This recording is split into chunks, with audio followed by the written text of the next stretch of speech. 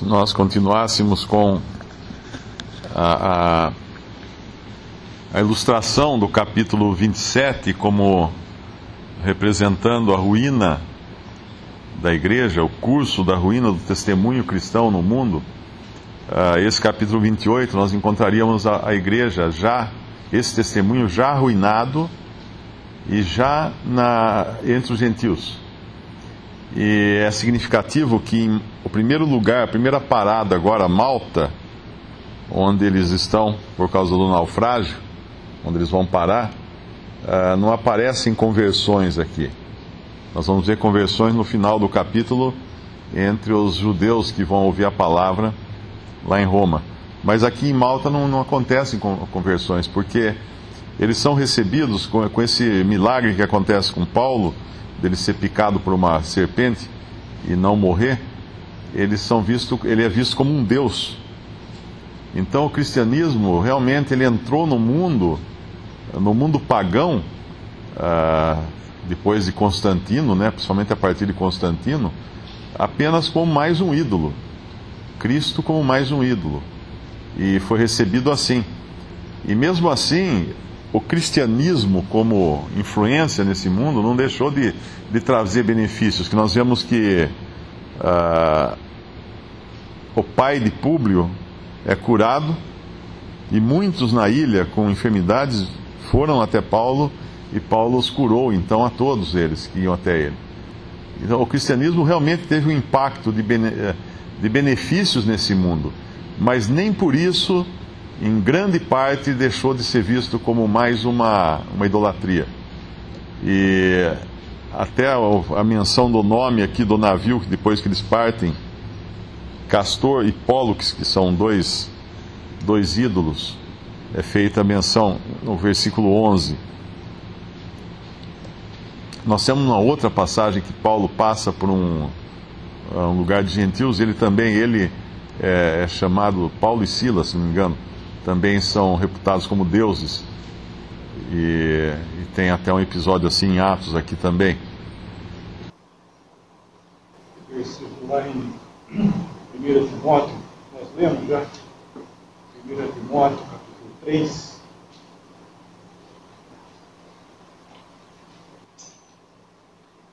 Timóteo 3, versículo 16.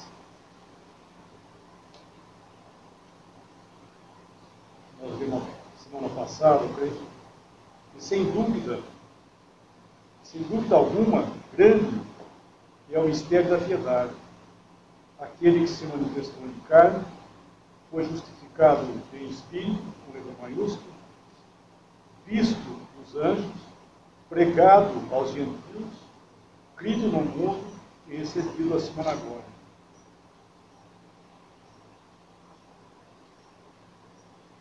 Diz aqui que foi pregado entre os gentios, ou entre as nações, e diz que foi crido no mundo,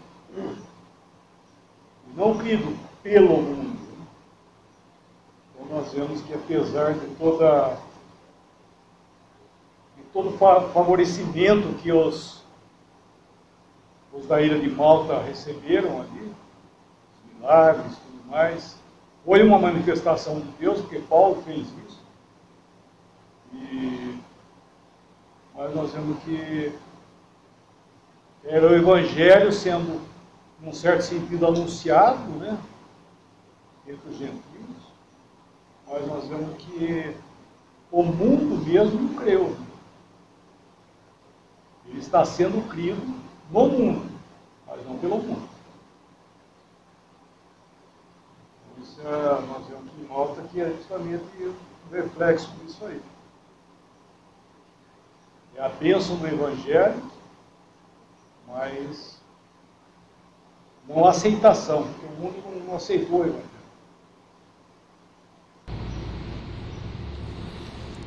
2 Coríntios capítulo 11, versículo 25, é interessante quando nós vemos que Deus estava por trás de tudo isso e não poderia, por mais que os homens tentassem, prender o Evangelho, aprisionar o Evangelho, não iriam conseguir.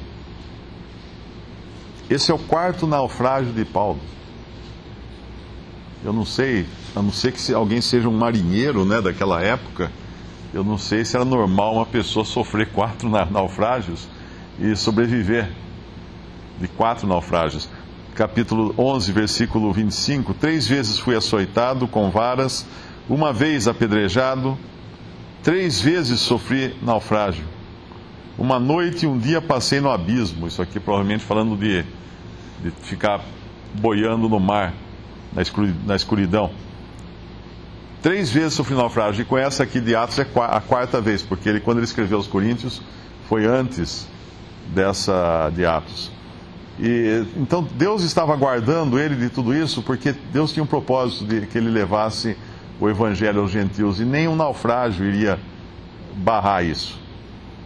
O modo como o mundo receberia, obviamente, seria o que nós já conhecemos, né?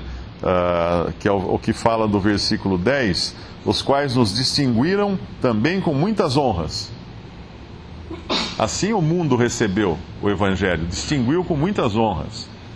O cristianismo é muito honrado no mundo, né? Exteriormente, é muito reconhecido. O Papa manda uma carta para o Obama faz amizades com Cuba.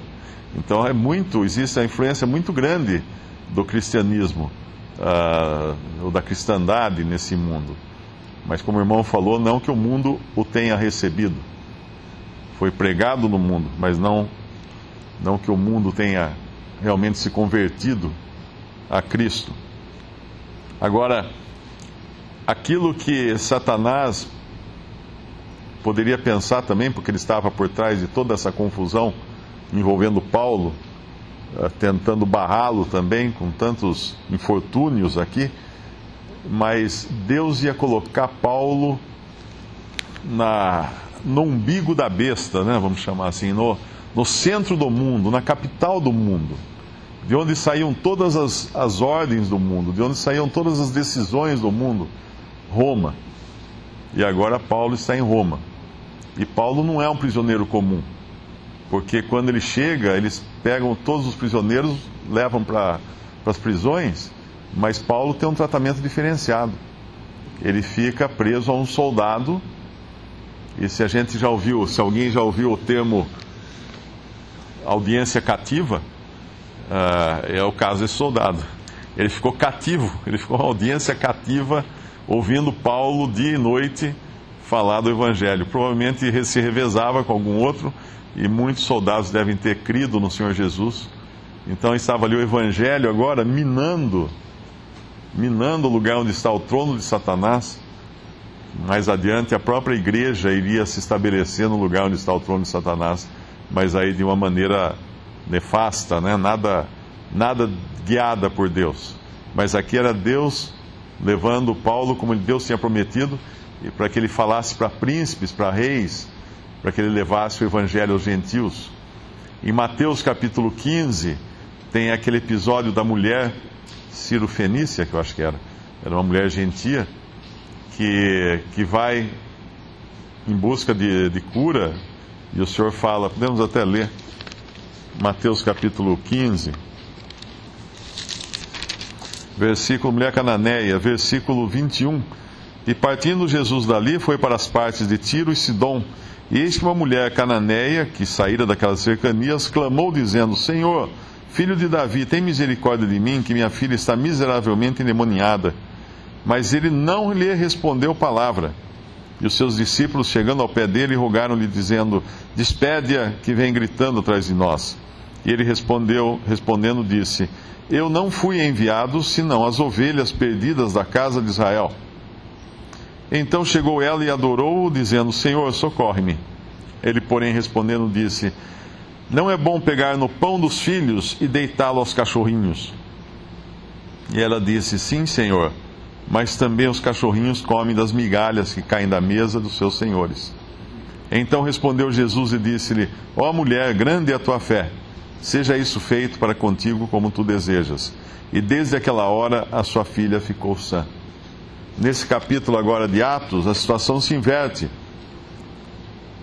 No versículo 27, Paulo fala, versículo 26, dizendo, o profeta Isaías dizendo: vai a este povo e dize, de ouvido ouvireis, e de maneira nenhuma entendereis. Ele está falando aqui dos judeus.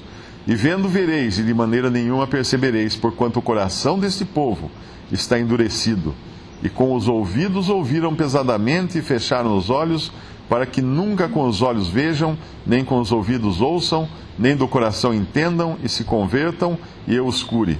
Seja-vos, pois, notório que essa salvação de Deus é enviada aos gentios, e eles a ouvirão. E havendo ele dito isso, partiram os judeus, tendo entre si grande contenda. Aqui encerra, então, as migalhas agora ficam para os judeus, o pão vai para os gentios. O principal da comida agora vai ser para os gentios. Deus vai se ocupar com os gentios. E graças a Deus por isso, né? Deus poria em ciúme, os judeus em ciúme com um povo que não é povo. Isso já estava previsto. E por isso que eles tinham um ódio muito grande de Paulo. Numa outra ocasião também, eles se revoltam contra Paulo quando ele fala que o evangelho ia ser entregue aos gentios. Tem um versículo que fala muito também, né, nessa passagem, é o versículo 14, quando eles chegam a um porto, a um local chamado Puteoli, no versículo 13, e versículo 14 diz: onde achando alguns irmãos, nos rogaram que por 7 dias ficássemos com eles, e depois nos dirigimos a Roma. Nós podemos pensar na maravilha que é a obra de Deus nesse mundo. Quem eram esses irmãos? Como eles foram parar ali? Quem estava alimentando eles? Quem estava ministrando a eles? Quem estava organizando as coisas para que eles tivessem o mesmo pensamento que os irmãos em Roma, os irmãos na Judéia, os irmãos de outras partes do mundo? Quem eram esses? Ele fala, encontramos alguns irmãos. Parece que Paulo também não conhecia, não tinha ouvido falar desses irmãos. E, no entanto, eles rogam a Paulo que fique com eles 7 dias. Nós sabemos que 7 é um número perfeito, né? E que privilégio é quando cristãos rogam a Paulo que fique com eles 7 dias. Ou seja, o ministério de Paulo, o ministério dado a Paulo, que é o ministério da revelação do que é a igreja, permanecer no tempo sempre. 7, vamos falar aqui de sempre, né? Um tempo perfeito, 7 dias, e Paulo fica 7 dias com ele. E que precioso é nós pensarmos nesse versículo, porque hoje o que mais se escuta é falar, não, mas esse é Paulo, não, mas Paulo era isso, Paulo era aquilo. Eu uma vez um irmão mandou um endereço de um vídeo que ele queria saber o que eu achava daquele pregador, e é um pregador de uma igreja batista, e ele disse que Paulo tinha que fazer um curso de teologia, porque Paulo estava enganado em muitas coisas. Ele não sabia um monte de coisa. Hoje ele seria uma pessoa mais inteligente se ele fizesse teologia. Assim, imagina cristãos escutando isso numa pregação de um que se diz pastor, líder, etc. Que alimento eles estão recebendo? Dizer que Paulo tinha que fazer teologia. Que alimento essas pessoas recebem? E aqui, que precioso, esses daqui que não tem nome, não tem nenhuma identificação, rogam que Paulo fique com eles 7 dias. Que bom isso, né? Algumas lições também a gente pode tirar desse trajeto aqui de Paulo, porque nós vemos um homem sendo levado de lá para cá, sem ele tomar decisão para onde ele ia. No versículo, ele conta, no versículo 16, logo chegamos a Roma, o centurião entregou os presos ao general dos exércitos, mas a Paulo se lhe permitiu morar sobre si à parte, ou seja, sozinho à parte, com o soldado que o guardava. Quando ele ia esperar isso? Ele estava totalmente entregue nas mãos e nas decisões daqueles soldados, mas Deus, na sua misericórdia, na sua sabedoria, guiando cada caminho de Paulo aqui, para que o evangelho fosse ouvido, para que pessoas fossem salvas. Aí nós vemos no versículo 17, ele contando aos judeus, aos judeus, aliás, aqui, no final: vim, contudo, preso desde Jerusalém, entregue nas mãos dos romanos. Numa carta ele fala: eu, o prisioneiro de Cristo. Porque ele sabia que por trás, eu acho que é em Timóteo, né? Tem uma passagem que ele fala: Paulo, prisioneiro de Cristo. Ele sabia que por trás dos romanos estava o Senhor, não tinha... ninguém estava decidindo nada que não fosse a vontade do Senhor. E ele se deixava levar, né? E assim somos nós nesse mundo. As circunstâncias, às vezes, nos levam de maneiras e para lugares que nós não gostaríamos. Uma coisa é a gente se rebelar contra isso e bater o pé e brigar, e outra é deixar na mão do Senhor e falar: Senhor, prisioneiro de Jesus Cristo. Aí o versículo mais adiante, no versículo 23, uma outra lição, além dessa, né, de se deixar levar, sabendo que Deus está dirigindo tudo. Uma outra lição para nós é no versículo 23, metade do versículo. Desde o começo: e havendo ele assinalado um dia, muitos foram ter com ele a pousada, aos quais declarava com bom testemunho o reino de Deus, e procurava persuadi-los à fé em Jesus. Paulo não queria ele ser o centro da fé desses homens. Ele repudiava qualquer coisa que dissesse, como aconteceu em Malta, né? Aquilo ali foi um desgosto para Paulo, ser considerado um Deus pelos milagres que ele fez, pelo poder de Deus. Então ele repudiava ser ele o centro das atenções. E hoje nós encontramos até catedrais chamadas Catedral de São Paulo, cidade com o nome de São Paulo. Imagina o desgosto dele olhando para esse mundo e vendo o nome dele sendo colocado em coisas como se ele fosse alguma coisa. Então ele fala: procurava persuadi-los à fé em Jesus. Esse deve ser sempre o centro de toda a mensagem. A fé em Jesus. É em Jesus que deve levar todos os pensamentos, levar os pensamentos cativos a Cristo, presos a Cristo. Esse é o testemunho de Paulo. Mais adiante também, no versículo 30, uma outra lição para nós: e Paulo ficou 2 anos inteiros na sua própria habitação, que alugara, e recebia todos quantos vinham vê-lo. Ou seja, Paulo aqui, ele praticava uma certa forma de hospitalidade. Ele não era avesso, ou não se recusava a dar testemunho. Ele recebia a todos que queriam vê-lo. Que exemplo para nós. Uma outra lição bem prática para nós aqui são os versículos 3 e 4, quando Paulo é picado por uma cobra, e os bárbaros, no versículo 4, vendo-lhe a bicha pendurada na mão, diziam uns aos outros: certamente este homem é homicida, visto como, escapando do mar, a justiça não o deixa viver. O julgamento totalmente errado, né? E muitas vezes nós julgamos até mesmo irmãos que passam por alguma tribulação, por algum problema, dizendo: fez alguma coisa errada, deve ter feito alguma coisa errada, por isso está acontecendo isso para ele. Esse é o julgamento dos bárbaros, esse é o julgamento dos incrédulos, porque Deus pode permitir, como aconteceu com Jó, Deus permitiu uma série de problemas na vida de Jó, porque Deus tinha o objetivo de ensinar a ele alguma coisa. Deus permitiu tudo isso a Paulo, porque Deus tinha o objetivo de ensinar a Paulo alguma coisa e de fazer dele testemunho também para outras pessoas.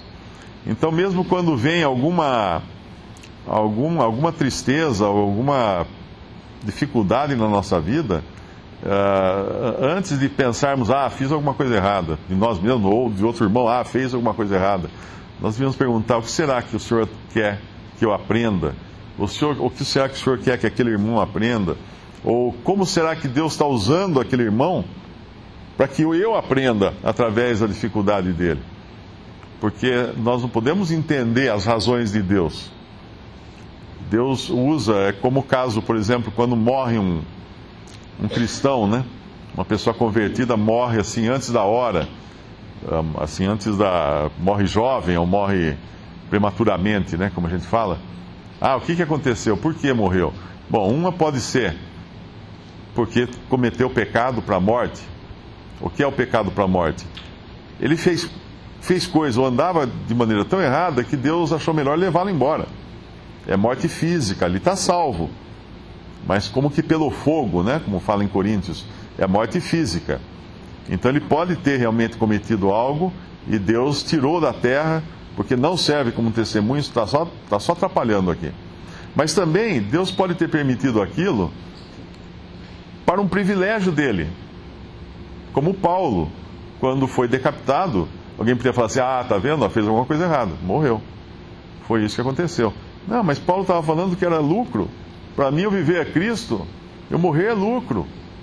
Ele próprio já estava considerando que ele sabia que ia partir. Ou, algum irmão morre prematuramente, o que eu posso aprender com isso? Porque Deus pode estar usando aquilo para ensinar algo para os outros, aqueles que são chegados a ele.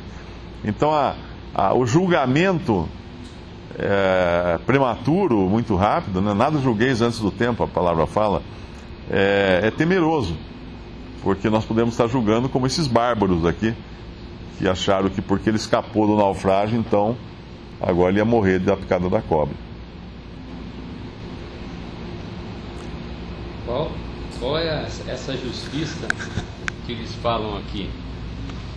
É aquela justiça que nós ouvimos muito nos dias de hoje, faz aqui, paga aqui. Ou seja, ele havia escapado do mar, né? Queria ser julgado em Roma, mas a justiça não o deixa viver. Ele fez alguma coisa errada aqui, ele vai ter que pagar aqui. E os homens confundem muito a justiça humana com a justiça de Deus. Nós vemos casos aí, hoje em dia, que os homens escapam da justiça. Eles conseguem escapar da justiça. De um jeito ou de outro eles escapam. Ou por influência, né? Acontece um naufrágio, ele acaba fugindo no naufrágio, foi o caso aqui, Paulo poderia ter fugido, né? E os homens confundem muito a justiça de Deus com a justiça dos homens. A justiça de Deus é bem diferente. Se nós abrirmos em Hebreus capítulo 10, 28, quebrantando alguém a lei de Moisés, morre sem misericórdia, só pela palavra de 2 ou 3 testemunhas. De quanto maior castigo cuidais vós, será julgado merecedor aquele que pisar o Filho de Deus e tiver por profano o sangue do testamento com que foi santificado e fizer agravo ao Espírito da graça, porque bem conhecemos aquele que disse: minha é a vingança, eu darei a recompensa, diz o Senhor. E outra vez, o Senhor julgará o seu povo. Horrenda coisa é cair nas mãos do Deus vivo. Cair, aqui ele está falando para os hebreus, sem dúvida, mas ele está falando da lei, mas a hora que o homem, aquele que recusou a salvação, cair nas mãos de Deus, não vai ter escape. Horrenda coisa, ele fala, porque Deus é amor, mas Deus também é um fogo consumidor. Horrenda coisa, então, é o homem não conhecer a justiça que vem pela fé em Cristo e pensar que a justiça de Deus vai ser coisa morna, né? Vai ser coisa passiva. Não, horrenda coisa é cair na mão dos Deus vivos. Deus não vai ter ninguém por justo, aquele que calcar os pés o sangue de Cristo, né? Esse é o juízo de Deus, é horrenda coisa. Deus é um fogo consumidor, né? Não confundamos a justiça dos homens, né? E o que se faz aqui, aquele que não crê que seus pecados foram colocados lá na cruz, juntamente com Cristo, vai ter que dar conta dele lá e vai ter que cair nas mãos de um Deus vivo. Horrenda coisa vai ser para o homem cair nas mãos de Deus. No Darby, essa justiça ele põe como Nêmesis, que na mitologia era uma divindade que retribuía as pessoas que faziam coisa errada. E era muito comum isso, eles terem, inclusive, as disputas entre pessoas, eles, por exemplo, vão lutar os dois, e a justiça divina, que eles chamavam de Nêmesis, vai decidir quem está certo e quem está errado. Aquele que morrer era o que estava errado. Então fica eles tinham aqui a ideia apenas mitológica de justiça. Eles não estavam falando que Deus era justo, foi justo em condenar Paulo, mas ele estava falando mitologicamente. Tá vendo? Olha, a justiça, esse Deus que pratica a justiça para a raça humana, pegou Paulo porque ele estava errado, ele errou, por isso que ele morreu. E na realidade, quando eles veem que não acontece, eles mudam de opinião. Não que Paulo era uma pessoa dedicada a Deus, mas que ele era um Deus. Ainda fazem dele um Deus, que é o conceito pagão do bem e do mal, né? Que eles tinham esses conflitos de uma infinidade de deuses, cada um fazendo uma função, e eles tinham que agradar todos para que nenhum deles vingasse alguma coisa contra eles. Que é o que nós vemos Paulo fazendo em Atenas, quando ele chega lá e vê que tem um nicho ao Deus desconhecido. E ele fala sobre isso, porque eles tinham tantos deuses e ficavam com medo de não agradar esses deuses todos. E aí veio a ideia, se tiver algum Deus que nós nem conhecemos e nós não agradamos ele, nós vamos ser aqui penalizados com isso. Então eles criaram um Deus desconhecido, um nicho para o Deus desconhecido, e ofereciam sacrifícios a esse Deus desconhecido para escapar da justiça, do Nêmesis, né? Mas eles não tinham nenhum interesse de falar. Aqui fica claro que eles, nessa ida, esses bárbaros, não tiveram nenhuma ideia assim de que Paulo estava ali como um servo do Deus único. Eles não tinham esse conhecimento. Era pura mitologia. Mas o homem até hoje faz isso. Até hoje nós trazemos em nós esse sentido que nem o Mar está falando, quando vê alguma coisa falar, está vendo, a justiça divina. Nós praticamente estamos falando de mitologia quando estamos falando isso. E não é isso. Deus não é um Deus vingador que está aqui pronto para destruir quem andar fora da linha. Ao contrário, se fosse assim, não tinha ninguém. Se a coisa fosse assim. E nós, é interessante isso, que nós vemos a justiça divina com os nossos olhos. Se a pessoa, a quem está acontecendo aquilo, não é muito bom afeto meu, Deus está castigando. E se eu sou simpático com a pessoa que está sofrendo, não, então ele está sendo ensinado por Deus, mas na realidade não é nada disso. Eu lembro uma vez um jovem que morreu, ele estava vivendo a vida dele do jeito que ele gostava de viver, né? E ele teve um acidente de moto e morreu. Os familiares falaram, então, ele cumpriu a sua função aqui na Terra. Tá? Só que quando era alguém que não era da família deles, bastava ficar doente, está vendo, Deus está castigando porque está dando errado. A mesma boca que falou porque era parente, que ele estava sendo levado por Deus, porque já tinha cumprido a sua função aqui no mundo, como se ele fosse um bom cristão, e aqueles que estavam sofrendo doenças, eles estavam sendo acusados de que já está fazendo coisa errada. Então realmente é temeroso a gente ficar julgando essas coisas de doença ou de acidentes que acontecem nas nossas vidas, querendo dizer isso é a justiça divina. Não, nós não podemos dizer isso, nós não temos essa capacidade, e isso daí, só quem está sendo tratado é que sabe. Eu sei muito bem por que tem acontecido as coisas na minha vida, para mim, não para os outros. Isso aí está acontecendo porque o alemão tem que aprender o que está acontecendo. Não, eu não tenho que me intrometer nas coisas de Deus, apenas eu e Deus saber o que está acontecendo, né? Se eu passo por alguma provação, tenho certeza. Paulo falou assim, eu passava por provação, e ele sabia muito bem pelo que ele estava passando. quando ele tinha um espinho na carne, ele falou, roguei várias vezes para que tirasse, mas Deus não permitiu. Então é uma coisa pessoal, individualmente, cada um de nós e Deus. Nós sabemos muito bem quando as coisas vão erradas na nossa vida, o que nós temos feito. Mas os outros ficarem julgando é temeroso. Realmente deve ser cuidadoso a gente não agir assim, né?